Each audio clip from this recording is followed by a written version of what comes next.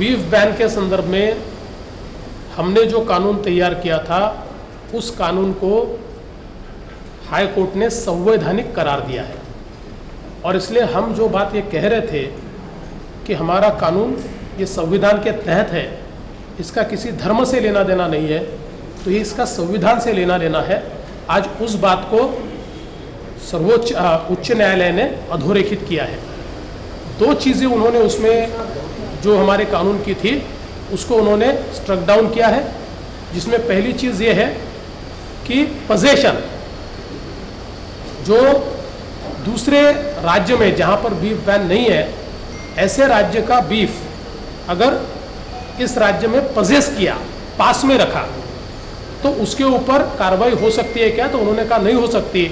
और इसका major issue ये है कि अगर इस पर कार्रवाई की गई तो इंटरस्टेट ट्रांसपोर्टेशन के ऊपर उसका असर होता है और इसलिए दो ऐसे राज्य हैं जहाँ पर बीफ बैन नहीं है, उन दो राज्यों में अगर बीफ को ले जाना है और बीच के राज्य में अगर बीफ बैन है तो उस राज्य के कानून से या इस प्रकार की जो कोई उसमें परिस्थितियां हैं उससे उसके ऊपर कार्रवाई हो सकती है, ऐसा उनका एप्रीहेंशन है।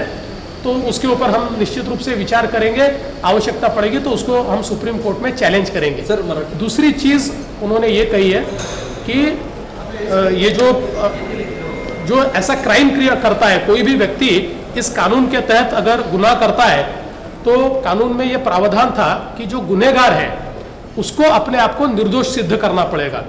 हमारे जो बाकी क्रिमिनल एक्ट्स है उसमें जो प्रोसिक्यूशन होता है उस प्रोसिक्यूशन को गुनाह सिद्ध करना पड़ता है, लेकिन इसमें हमने गुनहगार के ऊपर वो ओनर्स डाला था। तो उन्होंने कहा ऐसा करने की आवश्यकता नहीं है, बाकी एक्ट्स के जैसा प्रोसिक्यूशन के ऊपर ही ये ओनर्स होना चाहिए कि वो इस प्रकार से गुनहगार जो है उस गुनहगार को वहाँ पर उसका दोष सिद्ध करे। तो मैं ऐसा मानता हूँ कि इन दो चीज़ों को छोड़कर सारी चीज़ें हमारी सुप्रीम हाई कोर्ट ने अपहेल्ड की है और इसलिए जो राज्य ने निर्णय लिया था, जो हमने स्टैंड लिया था, वो पूरा का पूरा उन्होंने मान्य किया है। The high court in its verdict on our act has upheld most of the part of our act as constitutional.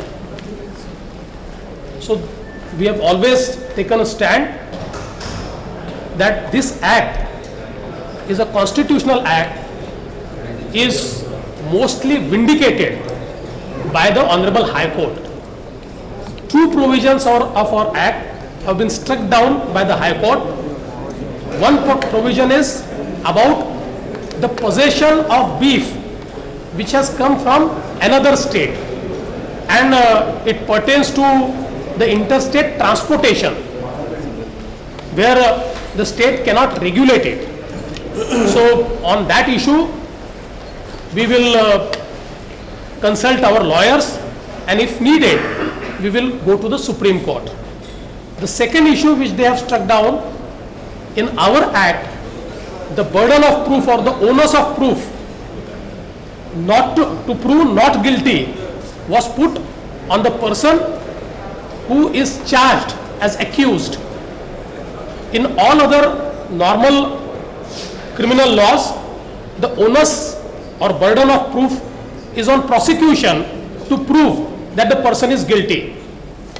So the High Court has said that in this act also the onus of proof or the burden of proof should be on prosecution and not on the accused. Barring these two things, the entire act has been upheld as constitutional. We feel that our stand is vindicated. गोवंश हत्या बंदीच्या संदर्भातला जो कायदा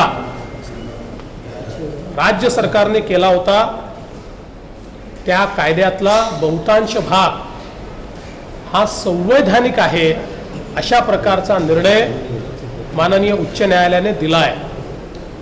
जे लोक ही टीका करत होते की हा कायदा असंवैधानिक आहे, कुठल्या तरी समाजावर, कुठल्या तरी धर्मावर, कुठल्या तरी रूढींवर हल्ला करण्याकरता तयार करण्यात आला आहे, आणि आम्ही सातत्याने सांगितलं की याचा कुठल्याही धर्माशी, कुठल्याही जातीशी, कुठल्याही पंथाशी संबंध नाही, तर भारताच्या संविधानाशी याचा संबंध आहे। आज आमची ती भूमिका उच्च न्यायालयाने योग्य ठरवली आहे याचा मला आनंद आहे. हे करत असताना उच्च न्यायालयाने त्यातल्या 2 बाबी ज्या आहेत त्या अमान्य केलेल्या आहेत.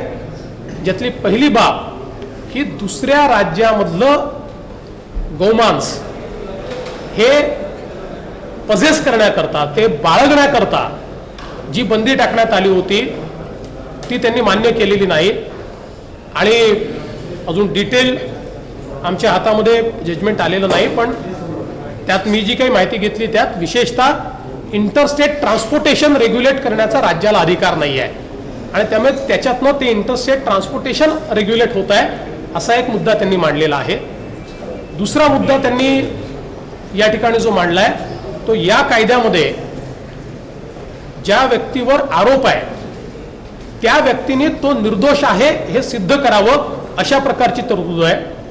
साधारणपणे IPCच्या अंतर्गत जे काही ऑफेन्सेस असतात किंवा जे दोष असतात त्याच्यामध्ये आरोपी दोषी आहे हे सिद्ध करण्याची जबाबदारी, बर्डन ऑफ प्रूफ ही प्रॉसिक्युशनची असते, ती राज्याची असते. याच्यामध्ये ती आरोपीवर टाकण्यात आली होती. तर त्यांनी असं सांगितलं आहे की ती आवश्यकता नाही आहे. इतर कायद्याप्रमाणेच ही प्रॉसिक्युशनची जबाबदारी असली पाहिजे की आरोप सिद्ध करण्याकरता पुरावे हे त्यांनी दिले पाहिजेत. अशा प्रकारच्या 2 गोष्टी त्यांनी या ठिकाणी सांगितलेल्या आहेत. या 2 गोष्टीच्या संदर्भात आम्ही आमच्या वकिलांचं अभिमत घेऊ आणि आवश्यकता असेल तर सुप्रीम कोर्टमध्ये जाऊ. पण याच्या व्यतिरिक्त संपूर्ण कायदा हा संवैधानिक ठरवलेला आहे आणि आम्ही जी भूमिका मांडली होती आज त्या भूमिकेवर उच्च न्यायालयाने शिक्कामोर्तब केला आहे.